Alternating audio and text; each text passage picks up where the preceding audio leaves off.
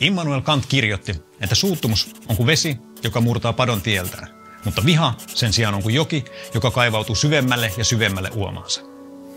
Miksi viha sitten kasvaa ja syvenee tällä tavalla, vaikka muut negatiiviset tunteet, niin kuin suuttumus tai suru, pikemmin heikkenee ajan myötä? Mä oon vihatohtori ja kerron sulle miksi. Ensinnäkin, meidän mielellä on outo taipumus heijastaa meidän tunteet meidän ulkopuolella. Me ajatellaan, että kiukkuinen koira on pelottava, vaikka olisi parempi sanoa, että se koira herättää meissä pelkoa. Vihassa meidän negatiiviset tunteet heijastuu siihen kohteeseen, mikä johtaa entistä negatiivisimpiin tunteisiin, jotka taas uudestaan heijastetaan siihen kohteeseen ja niin edelleen. Vaikka joku teko ei herättäisi meissä normaalisti suurempia tunteita, voi se sama teko meidän mielestä epämiellyttävän ihmisen tekemänä herättää perusteetonta raivoa.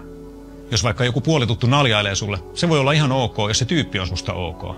Jos se tyyppi on ärsyttävä, se sama naljailu saattaa herättää jopa suoranaista raivoa. Tämän negatiivisia tunteita vahvistavan kehän takia se viha on kuin joki, joka kaivautuu syvemmälle ja syvemmälle uomaansa.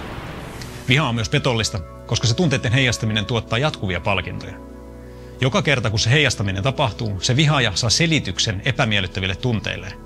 Se kokee todella paljon näennäisiä aha-elämyksiä ymmärtäessään uudestaan ja uudestaan, miten ne vihan kohteet onkin paljon pahempia ja turmeltuneempia kuin se ennen osasi edes ajatella. Sitten lopulta se vihaaja on sellaisessa tilassa, että se ei voi nähdä enää mitään positiivista siinä vihan kohteessa ja ajattelee sen tai niiden olevan niin läpimätiä, että ne ansaitsee pelkkää kurjuutta ja kipua osakseen. Ja kaikki tämä palautuu siihen, että se vihaaja ei ymmärrä heijastavansa omia tunteitaan. Se vihan kehä jatkaa pyörimistään, eikä sillä ole välttämättä mitään tekemistä tosiasioiden kanssa. Seuraavalla kerralla siis, kun sä tunnet ärtymyksen nouseman, mieti. Voiko olla niin, että siinä vihassa sä vahvistat vaan jotain vinoumaa, joka sussa on jo valmiiksi asunut? Siinä tilanteessa sä voit valita. Haluatko sä antaa itsesi vajota syvemmälle siihen vihasi, vai pyritkö sä katkaisemaan sen valheellisen vihan kehän?